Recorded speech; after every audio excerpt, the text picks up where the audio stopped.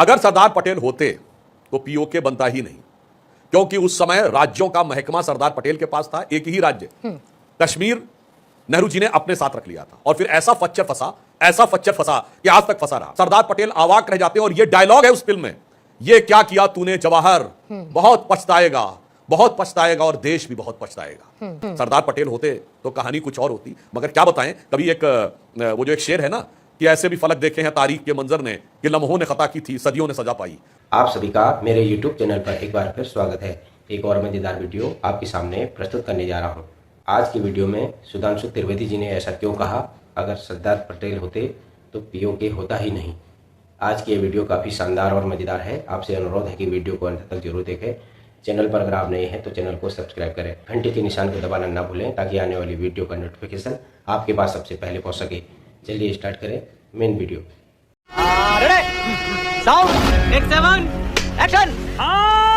अगर सरदार पटेल होते तो पीओके बनता ही नहीं, क्योंकि उस समय राज्यों का महकमा सरदार पटेल के पास था। एक ही राज्य कश्मीर नेहरू जी ने अपने साथ रख लिया था, और फिर ऐसा फच्चर फंसा, ऐसा फच्चर फंसा कि आज तक फंसा रहा। और मैं दर्शकों से कहूंगा जिन्हें मेरी बात पे भरोसा ना हो, सरदार मूवी जाके देखें, ये तो कांग्रेस के रिजीम में बनी है।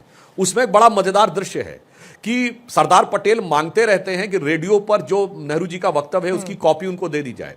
बहुत लेट कॉपी दी जाती है, और उसमें लिखा होता है कि नेहरू जी ये बोलने वाले हैं कि वो जनमत संग्रह कराएंगे संयुक्त राष्ट्र के तत्वावधान में।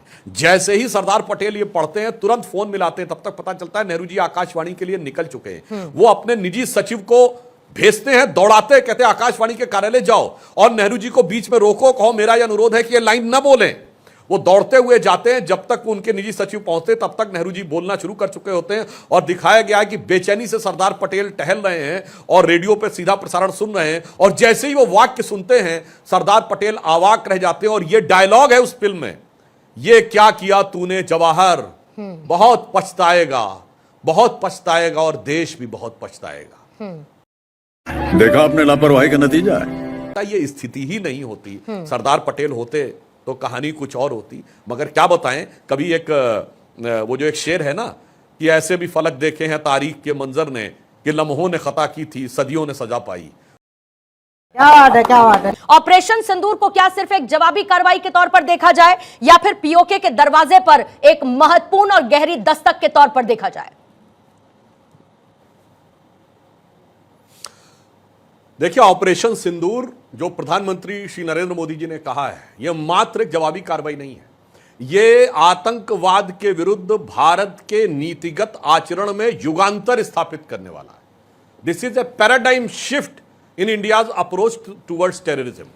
क्योंकि इससे पहले 2016 में हमने सर्जिकल स्ट्राइक की थी, वो सेना के माध्यम से की थी, और वो आतंकवादियों का कैंप नष्ट किया था, लॉन्च पैड नष्ट किया था।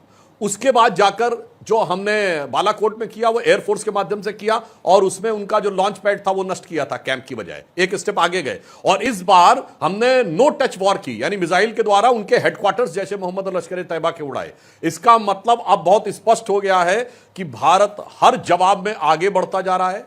Era of India as a soft state is over, और अब जल थल नभ कहीं से भी भारत आतंकवाद के विरुद्ध करारा और प्रभावी प्रतिकार करने की स्थिति में आ गया है। एक वो दौर था जब आतंकवाद होता था, श्रीनगर से मुजफ्फराबाद तक बस भेजी जाती थी। पीओके के अंदर जो मुजफ्फराबाद है, जो पीओके की राजधानी माना जाता है, अब यहां से मिसाइल जाते हैं। तो ये एक मूलभूत अंतर आया है मोदी जी के नेतृत्व में, भारत की छवि में, भारत की अप्रोच में, और भारत के अंतर्राष्ट्रीय स्वरूप में।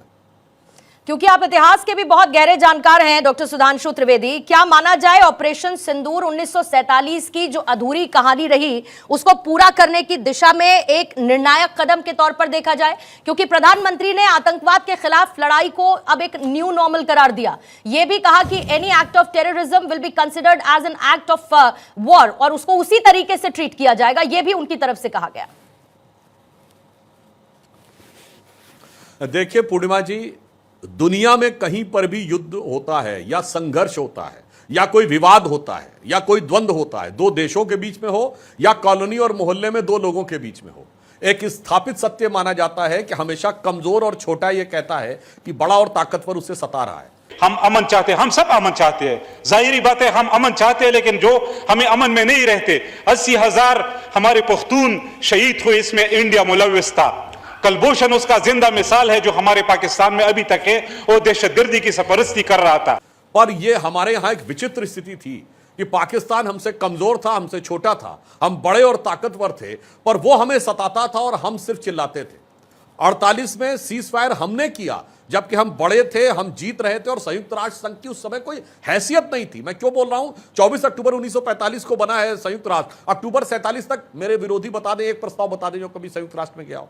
उसके बाद युद्ध में हमारी सेना जीतती रही। 65 में हम हाजी पीर का दर्रा छोड़ के चले आए और हम लाहौर के 20 किलोमीटर तक चले गए थे, वो छोड़ के चले आए। 71 में 1/3 पाकिस्तान की फौज 93,000 हमारे कब्जे में थी, हमने पीओके नहीं छुड़वाया, वो तो अलग छोड़िए। हमने पाकिस्तान के पंजाब और सिंध का 13,000 किलोमीटर स्क्वायर किलोमीटर का एरिया जीता हुआ वापस कर दिया, अपने 54 कैदी नहीं वापस किए।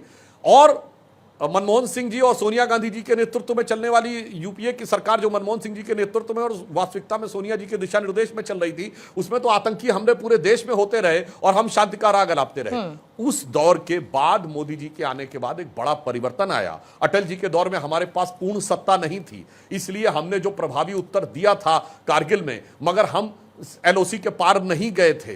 अब स्थिति यह बनी है कि हमने सीमा के उस पार जाके दिखाया और आतंकवादियों का ध्वस्त किया, और उसके बाद विदेश मंत्री जयशंकर जी ने बताया भी है। यानी अब अंतर यह आया है, अब कोई आता था भारत में घुस के आता था, मारता था और चला जाता था, हम डोजियर देते थे। अब भारत वो भारत है जो घुसता है, फिर मारता है, उसके बाद बताता भी है कि हां हम कोई चोरी छुपे नहीं आए थे, हमने आपको मारा है और मार के जा रहे हैं। उसके बाद जो दुनिया भर में हमने सांसदों के प्रतिनिधिमंडल भेजे तो मारता भी है और फिर दुनिया भर को जागृत करके जताता भी है कि हमने क्या किया है। तो जिसे मैं कह सकता हूं एक युगांतर स्थापित हो गया है भारत की पाकिस्तान और आतंकवाद के प्रति नीति को लेकर। और ये पिछले 11 साल आजाद हिंदुस्तान के इकलौते 11 साल हैं जब पाकिस्तान से कोई औपचारिक द्विपक्षीय वार्ता नहीं हुई। There is no official bilateral dialogue. तो हमारे विपक्षी नहीं कह सकते कि हम किसी घटना की प्रतिक्रिया में कर रहे हैं। यह हमारी मोदी जी की सरकार की यह सुव्यवस्थित, सुविचारित एक दीर्घकालिक नीति का परिणाम। मजा आया।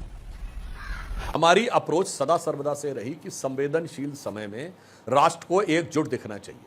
71 के युद्ध के समय अटल जी ने इंदिरा जी की भूरी भूरी प्रशंसा की थी, ये कांग्रेसी आज तक कोट करते हैं। 1995 में नरसिम्हा राव जी प्रधानमंत्री थे, जिनेवा में पाकिस्तान हमारे विरुद्ध प्रस्ताव लाया था, तो अटल जी नेता प्रतिपक्ष के रूप में भारत सरकार का पक्ष रखने के लिए गए। सारा श्रेय नरसिम्हा राव सरकार को दिया, सरकार का समर्थन नहीं किया, क्रेडिट भी उनको दिया। घर में आके जो लड़ना था वो लड़ा। जब मोदी जी मुख्यमंत्री थे तो नवाज शरीफ ने डॉक्टर मनमोहन सिंह जी के लिए देहाती औरत और अन्य भी कुछ ऐसे आपत्तिजनक शब्द बोले थे जो खराब टेस्ट में थे। तो उस समय मोदी जी ने दहाड़ कर कहा था, कौन होता है पाकिस्तान का प्रधानमंत्री 125 करोड़ देशवासियों के प्रतिनिधि प्रधानमंत्री के बारे में ऐसी बात करने वाला। तो अब हम जब सत्ता में हैं तो भी हमने कहा है कि सारे दलों को साथ में लेकर जो प्रधानमंत्री जी की अप्रोच है, सबका प्रयास, सबका विश्वास, सबको साथ में लेकर राष्ट्र का एक एकजुट स्वरूप हमने सामने रखने की बात कही। और रही बात फॉरेन पॉलिसी की, तो मैं सिर्फ ये कहना चाहूंगा, इनके दौरे हुकूमत में जब भी कभी कोई ऐसी परिस्थिति आती थी कश्मीर को लेकर, तो एक सोवियत संघ हमारे साथ खड़ा होता था और एक दो देश छोड़ दें, बाकी लगभग पूरी दुनिया उनके साथ खड़ी होती थी पाकिस्तान के साथ। आज 1-2 देशों को, चाइना, टर्की और अजरबैजान को छोड़ दें तो वो उनके साथ है, बाकी लगभग पूरी दुनिया हमारे साथ। ऐसी लगी आज की ये वीडियो, कमेंट करके जरूर बताएं। मिलते हैं अगली वीडियो में, तब तक जय श्री राम।